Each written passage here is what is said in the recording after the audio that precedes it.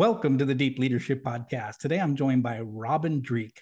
Robin started his career as a Marine Corps officer, then moved to the FBI, where he was a special agent and chief of the Counterintelligence Behavioral Analysis Program. He is a best-selling author, a professional speaker, trainer, and podcaster. He is the author of 3 books. Now listen to these titles. It's Not All About Me, The Top 10 Techniques for Building Quick Rapport with Anyone, The Code of Trust, An American Counterintelligence Expert's 5 Rules to Lead and Succeed, and Sizing People Up, a veteran FBI agent's user manual for behavior prediction. Now, he's an expert on the subject of trust, and I'm excited to have him on the show to talk to him about it. So, Robin, welcome to the show. Hey, John, thanks for having me. And yeah, you can see a theme kind of developing in my life. Absolutely. That's why I had to read the titles of these 3 books, because they're all interconnected, and all 3 of these are really important for leadership. So I really wanted to get you on the show. I'm excited that you're here to talk about it. So maybe get us started off a little bit about your career. You had a really interesting career. You went to the Naval Academy, you went to the Marine Corps. After the Marines, you went to the FBI, had a long career there before you started your own business. Tell us about your career, your journey, and some of the things maybe you learned along the way that led you into the work that you're doing today. It's the greatest question in the world when you ask someone, tell us your origin story, because that's when the reality show of life comes out and you realize that, hey, all this sounds really cool. My last thing I did in the FBI was head of the behavioral analysis program for counterintelligence. I recruited spies. And when you look at the history of me, yeah, it's a wreck. That is not what I ever wanted to do. It was, you follow life and the path it gives you. So it started off with, yes, I wanted to go to the Naval Academy. It took me taking the SATs 7 times and an extra year to get in. I know you're an engineer, so I wanted to go that route. It didn't go so well for me because back then I want to be this great inspirational leader and an astronaut. I was what I call a Reagan baby, because that was a time, the early to mid 80s when patriotism was soaring and the space program was really cool, the shuttle and everything. So I wanted to be an astronaut. And when I got to the Naval Academy, what they shouldn't have done is they shouldn't let a guy that had to take the SATs 7 times major in aerospace engineering. That's not a good plan. So I quickly fell out of that. I won't say failed out, but yeah, I probably failed out of that. And the Navy pilot thing kind of went sideways. Oh, because Top Gun had coming out. And so it took an extra year to get in, because now all of a sudden everyone wants to go to the Naval Academy to be a Top Gun pilot, which drove me nuts as well. My eyes went bad because back then you couldn't correct to 20/20. I had like 20/25. It was so close. And so they put me on a boat one summer. And I know you spent your time on boats, and they put me on one of those surface ships, and my stomach did not like bobbing on top of the ocean. And so when I got a chance to check out the Marine Corps, I was like, this seems a little more my style. They write with crayons. I didn't have to go on a boat necessarily. Right. And so I went that route. And so this whole process really highlighted to me the greatest dichotomy that I discovered in my life was the dichotomy between leadership and power. And I didn't know it back then. It took me probably only to about a year or 2 ago when I kind of discovered this thing. I always thought leadership was a continuum, that you're either really good at it or you're really bad on it. And we spend our lives trying to move that dial to the really good side.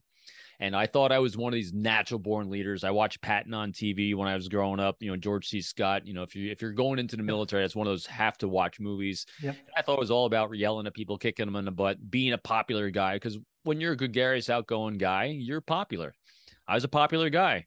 I was captain of the football team, elected to school offices, clubs, all the things I had to do to try to get in the Naval Academy.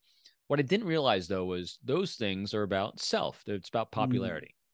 And leadership is about others. Right. And when I hit the Marine Corps, and Marines are really good at calling you out on doing really dumb things. And at my first ranking, because Marines are also very good at continually judging you, not nonstop. And so you get ranked all the time. And I was ranked last out of the 14 second lieutenants in my squadron. I was 14 out of 14. One of the greatest humbling moments again. And the only thing I had going for me is I always owned it. It's extreme ownership. Like Jocko Willink says, I always owned it. Thank gosh I did. And I went to my major and I said, well, all right, sir, I get it. I'm doing something wrong. What? And he goes, that's easy. You need to be a better leader. I was like, I didn't get it, because I thought I was a popular guy. Everyone liked me. I'm chatty. And he goes, no, that's not what it is. He says, you need to make it about everyone else but yourself. Yeah. Blew my mind because I had no idea what the hell he's talking about. Because unless you taste it the first time, like, how does anyone know what chicken tastes like unless you taste chicken? You know, it's one of those things you actually have to taste and experience these things for the first time to have recognition. And since no other time in my life did I think I actually consciously made it about someone other than me, in the language I used, a lot of me moments, a lot of me sharing my own anecdotes and stories like I'm doing now, you know, it's hard to have that understanding. So, and I said, how do you do that? And he goes, well, just figure it out. So the gauntlets lied down, and I spent the rest of my life trying to master and understand leadership and making it about others. I got better at it when I got down to Paris Island after Cherry Point.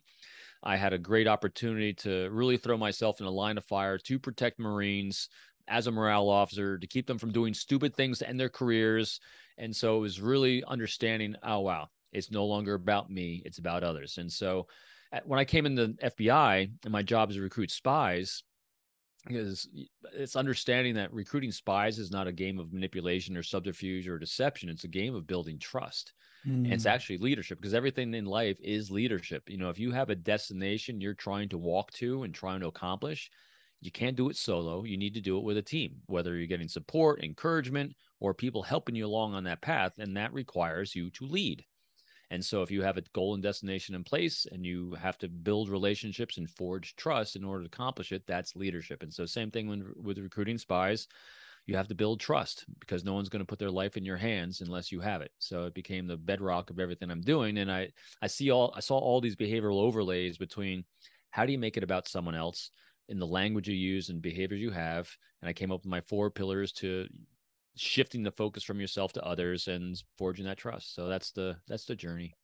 So really, it was early on when, you know, as a young lieutenant, where you sort of learned that it's not about you, and then you Knew went it, on. didn't know how to do it yet. but I mean, it's really good to have those moments that you have those realizations, and as you said, you kind of went on a journey, a lifetime journey, to be able to learn like how to do that, and along the way, you ran into trust and human behavior. You became an expert in that area. So just tell us a little bit, because I think I'm curious, and I think our listeners would be too. What is an FBI counterintelligence behavioral analysis program? What is that, and what did you do in that role? In a nutshell, it's strategizing spy recruitment operations. Wow. We did a lot of other things too. We strategized double agent operations. We strategized espionage investigations, false flags, undercover operations, all the hooky spooky spy stuff you see on TV. My team and I, we strategized all those operations. Wow. And then what happened was, it was very, you know, when you're doing operations, it's hard to really put your finger on exactly what you're doing. You sit down with a team of people that you assemble, because a case agent tells you, I'm trying to achieve this. This is my mission, to have this interaction with this human being, recruit the spy, and you strategize the human engagement, the interaction, the language, the dialogue, the place, the venue, the location, all these things. And what happened was, I'd already written the first book. It's Not All About Me, my life manual. And someone asked me to do another article for the Law Enforcement Bulletin. They said, can you do it on counterintelligence? I said, sure. I said, let me write about my team. I loved my team. I love strategizing these great operations for national security, protect people. It was fantastic. And that's the first time I kind of took that step back and had that 30,000 foot optic and said, what are we actually doing in all these operations? You know, whether it's an interview or recruitment, because all these operations really is, you're selling a product, you're selling a service of American patriotism to people who generally don't want to buy it. And when I took that optic back and said, in each one of these cases, what's the common denominator that I'm doing? I'm strategizing trust. In every single interaction, that was the common denominator. And trust, it's what it looks like to the other person, because trust that's one word, but can also be boiled down to one other word: safety. Trust is when you're strategizing, how do you make someone feel safe, or psychological comfort? That's what we as human beings are constantly seeking and craving. And so as leaders, when we can identify in our people that are following us, or that we're working with, cooperating with, whatever you want to call it, what they view as psychological comfort or safety, if we're the ones providing it, because we're so focused on them, you're going to have a relationship. You're going to have trust. You're going to have Mm. loyalty. You're going to be able to accomplish missions, goals, and priorities because you have a team that wants to come along with you because they know you're going to make them safe.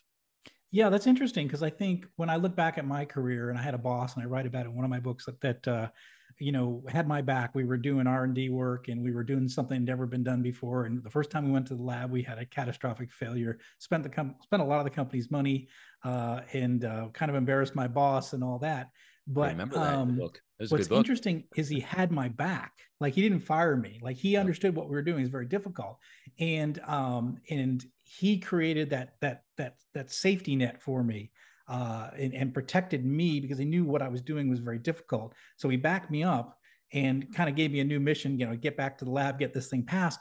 But the point is that he created this safety for me to be able to have a few degrees of freedom to be able to make mistakes. And my level of trust for him was off the charts. I mean, I'd run through a wall for this guy. Like, I completely trusted him because he had my back. And I think what you're saying is that when you do have that level of trust, there's a feeling of safety that I trust you with. In your case, I trust you with my life, right? Right. And in the case of my boss, I trusted him with my career. He was going to look out for me. And when you do that, you create loyalty to the person that's created that trust boundary, if you will, or that safety boundary. And what it also enabled you to do exactly as you described in that situation is because you felt safe, you could innovate and solve problems. Right. And that goes to Simon Sinek. I know you've read his work too. With Leaders Eat Last, he talks about the golden circle of safety or trust. I have my three pillars of leadership are simple. Leaders accomplish goals, missions, and priorities. They create a condition of safety psychologically, physically, and emotionally, spiritually, whatever people need, because without that, they will not innovate and solve problems. And finally, leaders are resources for the success of those around them without expectation or reciprocity. And that middle pillar, though, of safety, because if you don't feel safe from your coworkers, from backstabbing you, or from the boss, you will not innovate and solve problems.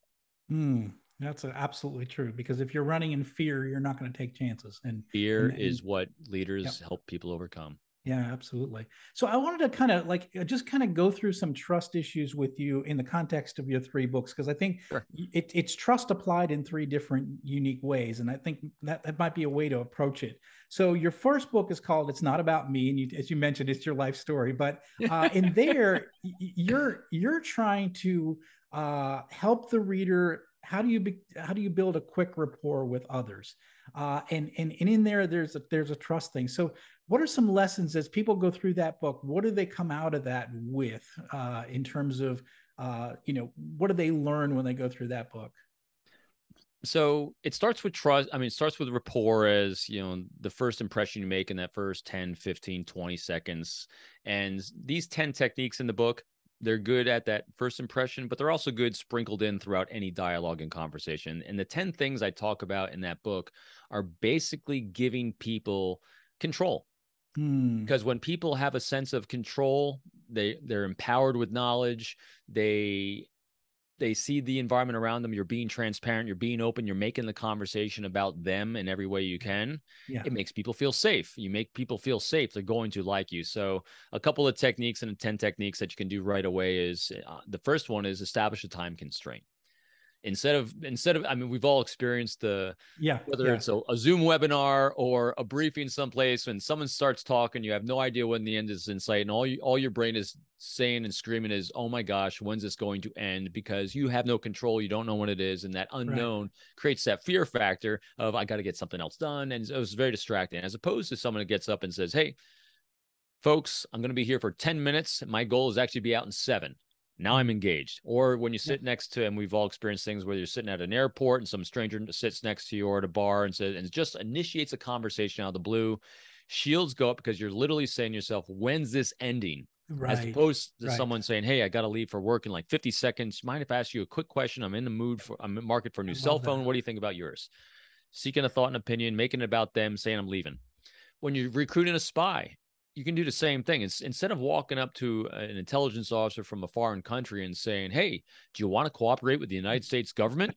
Shields up, oh my gosh. As opposed to, hey, how about this? We don't have to say what I do and what you do. It's kind of an unwritten knowledge here. If you'd like, let's maybe get together for a cup of coffee or two over the next month. I'd love to hear what kind of challenges and priorities you have. I'd love to share some of mine with you. And if we think we might have any collaboration or potential overlap areas, we might be able to be a resource for each other. Great. If not, we'll go our separate ways. Again, I got a time constraint, got 2 cups of coffee 1 month. I'm seeking their thoughts and opinions because those are these overlapping 4 pillars of communication to shift the conversation from us to them. It's really simple. Number 1, seek their thoughts and opinions instead of sharing yours. Number 2, talk in terms of their priorities, challenges, and pain points instead of yours. 3, validate them without judging them. And this is having non-judgmental curiosity. Curiosity is the greatest mitigator of all things when you do it without judgment. Matter of fact, I just finished Leonardo da Vinci's biography. And here's a guy that I all of a sudden noticed was beloved by all history. Everyone knows the name Leonardo da Vinci. Most people don't know, back in the 1400s, being a homosexual was not a good thing. People got killed for that. He was, but he's still beloved. You know why? Non-judgmental curiosity. And Benjamin Franklin, same thing. The world loves Benjamin Franklin. Why? Non-judgmental curiosity. And so that's a great thing. And finally, number 4, you empower people with choices. When you do one of those 4 things, the entire conversation shifts from you to them. Their dopamine's going, their serotonin, all the pleasure centers, the brains are firing because they're saying, this person is making it about me and I feel safe. So there you Absolutely. go. So the first book is all about that. Well, it's absolutely, it's so important as a leader, whether it's you're talking with an employee, you're talking with a potential customer, you're talking with a vendor, you're talking with, in my case, I run a manufacturing business. So I'm dealing with local community issues. Is that you're building these relationships, and all that is an important part of leadership, and all that you explained is funny. I had friends out last weekend. They came over to our house for a nice dinner, and at the end of the night they were taking off, and the gentleman, the friend of mine, he said to me, we love coming over to your house because you always make it about us and not about you. And so I naturally do that just as a leader. And I've always done that, put others first. But it's interesting to hear him say that. Like, I love coming over here because it's you make us talk about ourselves and what we're doing. And I think that's, people want to hear their own voice. They want to tell their story. And sometimes as leaders, we trample all over their story with, here's what we're doing today, and here's the mission. It's like, well, what about me? I want to hear, I want to be able to talk too. So, and I'm going to throw some validation at you, John, because as a podcaster and a leader, you exude, and from your background, you are naturally very curious, and it excites you to find out new things, and you love discovering from people. So when you're interviewing people, you can see you just light up. So you have this thing I call congruence between being curious and your nonverbals just lights up when someone's talking and sharing information with you, which is hugely validating to people because you're basically saying, I like you, you're safe with me, and tell me more. It's beautiful. I love it. Your next book, sort of, you make a little bit of a shift there, and this is called The Code of Trust. And now you're kind of more talking about inspiring trust in others as a leader, building a culture of trust in an organization as the leader. So you're shifting gears, one sort of like one-on-one relationships, and now you're talking about in a leadership role. So what are some things that we learn when we go through that book? It's like everything, it's a progression. The first one is kind of 10 things you can sprinkle in throughout dialogues and conversations, and can be a little more transactional if needs be, but the code of trust is more about, all right, now we're going to move on from transactional relationships into long-standing relationships, partnerships, collaborations, all the bigger things. And what it comes down to is my 5 steps that I really highlight if you're going to, and the funny thing is 5 steps where it's cognitive, but it actually is ensuring genuine and sincerity too, because you're literally forcing yourself to think and make it about the other person when engaging. So step 1 is pretty simple. What are your goals and priorities? Basically, what's your why, the end goal, and what are your means goals, your what and your how you're going to get there. Now, the next part of this is identifying what relationships, what people do I need in my life as a leader to accomplish the why and the what and the hows. You might have them on board already, you might not, but whatever it is, you need to identify at least 3 personal, 3 professional, if not more. What's your team you need of the human beings you need to make these things happen? Part two of this second step is now you have to identify that you have your people. Now we have to forge trust with these people to have them on board. Second part is, what are their priorities? What are their priorities, challenges, pain points? Because if you don't know what's important to them, you're wasting your time when you're communicating. When you hire someone, they better have a lot of, now here's the onus on the owner, going back to extreme ownership here.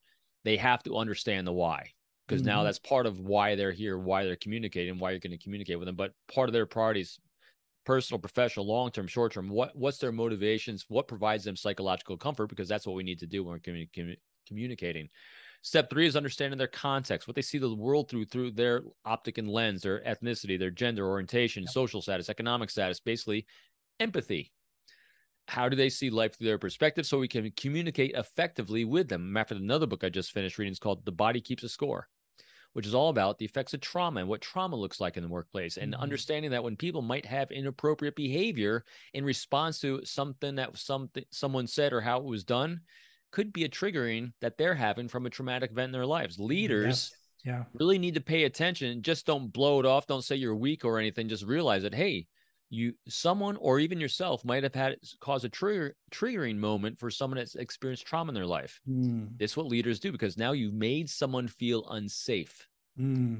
So these are just things to consider when engaging. That's context. Step four, using language to put this all together. So language goes back to you ensuring that whether it's an email, a text, or one-on-one, you're using those four pillars where whatever it is you're trying to accomplish, you're going to be seeking their thoughts and opinions, talking in terms of their priorities, validating and giving them choices. And step five, putting it all together. Who do they need you to be when communicating? What exactly are you communicating? When's the best time to do it? What's the best venue to do it? In other words, all these things to make the other person in a condition of safety in their mind, so their shields will go down, information is exchanged. Now, granted, this is a lot of energy and it's all about the other person, and that's what leaders do. And are there times when us as leaders have to give someone a poke and a prod? Yeah. But if your reservoir of goodwill is full because you have that trust reservoir, you can give the poke and a prod, and then it has an impact. Then it has a difference. Before we started, we're talking about my teacher, mentor, and guide earlier in my life is now retired Lieutenant General from the Marine Corps. His presence was so impactful. Anyone he engaged would do anything for him because he was always there. He always made it about you. He did everything he can. I watched him walk away from his kids' own baseball games because he was getting a phone call from a mid that needed help. And he knew everything was going on in that mid's life.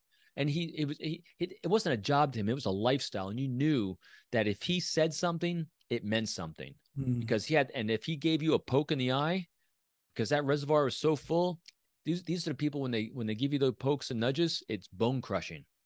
This is an important point, and I'm glad you brought it up. This idea of a reservoir of trust. If you build up a relationship and you have a high level of trust with someone, then there's a couple of things. One is, if you screw up, you know, and maybe that you drain a little bit out of the reservoir, you can go back and say, look, I messed up. I shouldn't have done that. And you have that ability to make a mistake. And the other side of it is just like you said, is that well, I forgot what I was going to say, but the idea is that you have some wiggle room, right? And you're, so that's what you're saying. So if you have to address a bad behavior, right? You don't have to go very far to be able to make an influence. So like, I know as a leader, sometimes I'll just say, I was disappointed with what you just did. And that's all I would have to say. And that is worse than getting a cut in pay or anything like that, just because it's like, I trust this boss, and for him to say that, it's like, it's worse than anything else in the world, because you have this relationship and you want to make that boss happy. You want to make him proud. So when you say you're disappointed in their behavior and something, it's like a knife in the heart, right? And you know why it's so effective too, when someone has that kind of trust with you, and they have that a lot of times because they have that presence, because they know you, and you know that they know you. In other words, you no longer are trying to prove yourself. You know that they see your goods, your bads. They know you inside and out. And so you no longer have the inappropriate, insecure behaviors around them, because you feel very secure. They make you feel secure about yourself. Yeah. That's why when they say something, you no longer have to respond inappropriately trying to defend yourself, because Right. They see you. Yeah, because mostly you're saying like, look, I know who you are, and your performance is always at a high level, Right. but something happened here, and can you talk to me about that? There you go. And it's just like because you're acknowledged that look, you're a very high performer. You've built, we built a relationship together. I trust you, you trust me. But what you just did, it needs to be, we need to talk about that. And it was beautiful about that too. It allows the leader to be transparent Yeah, about, yeah, good, bad, indifferent. It just, it's so powerful. It's yeah. impactful. It means it can even, it allows you to have a lot of clarity of words, concise, because you don't, because you have that reservoir. You see each other, which is fantastic. Yeah, I really like that a lot. So one of the things, let's shift a little bit to the last book Yep. because this is kind of interesting. So in this one, it's called Sizing People Up, right? And here you're now talking about how to really determine maybe like the future behaviors of a person. So Right. how to be able to looking at their present actions and be able to sort of predict future behaviors. Now that's kind of interesting. That's kind of next level stuff. So talk about like that book and what you're trying to accomplish. What do the readers get when they go through that? Sure. So what I was noticing, because the first two books and everything in my life was so focused on trying to understand human beings and how to interact with people more healthy and productively and create those good, healthy, trusting relationships, I started realizing that, wow, human beings are very predictable. In other words, if Yeah. we're everyone is always going to act in their own best interest. We're genetically and biologically coded to act in our own best interest in terms of what the other person thinks is their safety, security, and prosperity. All I have to do is figure out what you think that is. I now can predict your behavior. And so these 6 signs of sizing people up or predicting behavior is assessing the relationship from their standpoint. Because what I'm Yeah. trying to do is, so the first two books are about my behavior. The last book is about assessing what the other person sees the relationship as from their point of view. So I can Mm. manage my expectations as a leader. Because as leaders, a lot of times we have this word called hope. We hope someone performs up here, but if we didn't really take an honest assessment of where they're at and what they're capable of, they fall down here. And if they fall lower than our hope, we get resentful, we get angry, we get frustrated because we mismanaged our expectations. So Mm. really assessing others is about managing our expectations.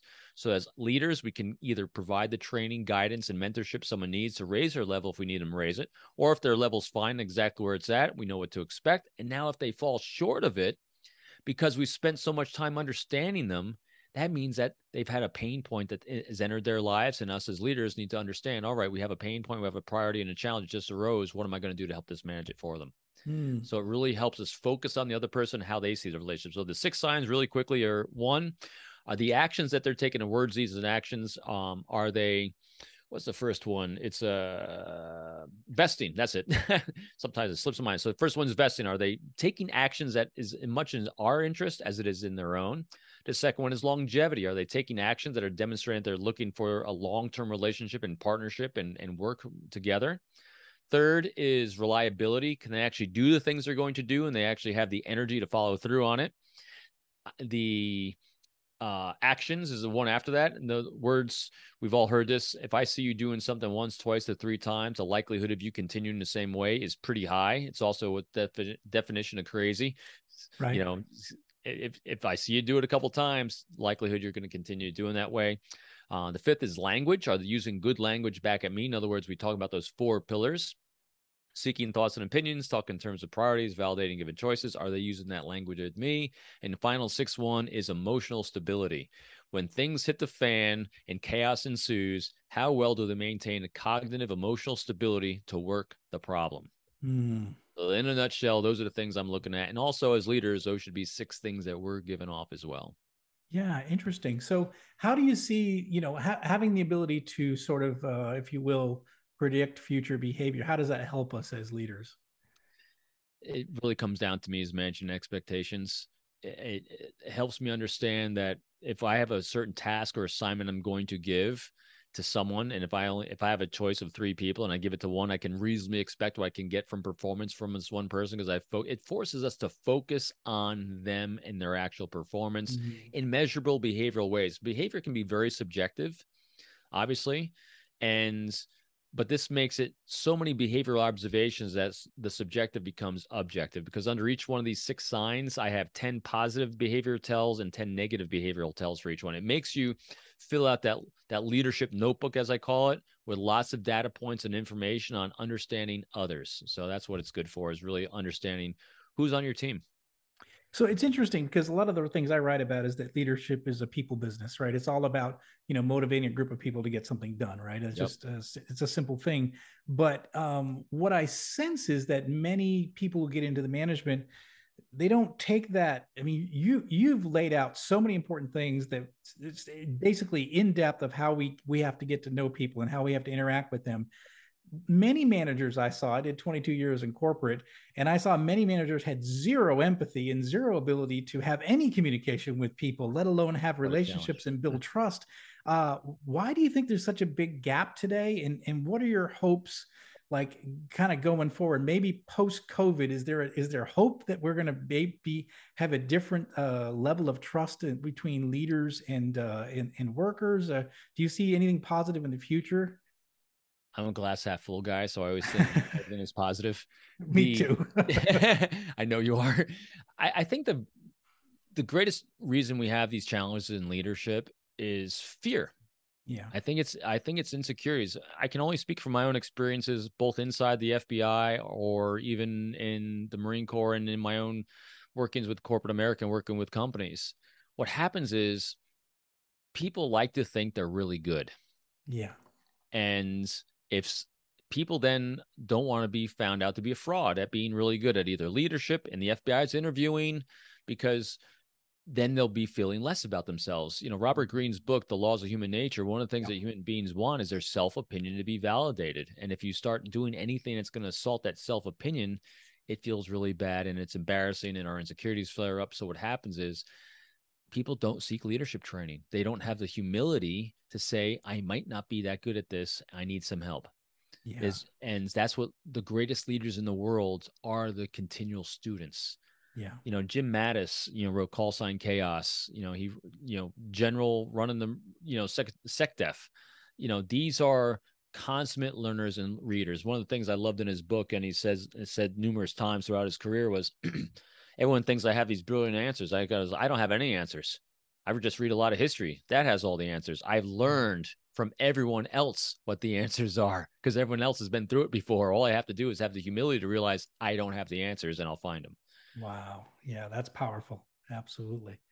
Well, this has been fantastic, Robin. I really appreciate you coming on the show. It feels like we just sort of scratched the surface, but what I want the listeners to hear is that you can go deep in each of these 3 subject matters we talked about, and all of them are dealing in the area of trust and how do you build that up. And so, I really encourage listeners to look for these 3 books, get these 3 books, and dive deep, especially in the areas you think that you got to make big improvements in, because all 3 of them will help you be a better leader. So, Robin, how can people find out more about you, your books, and also your podcast, which we did talk about, which is called Forged by Trust? So, how can people find out more about that?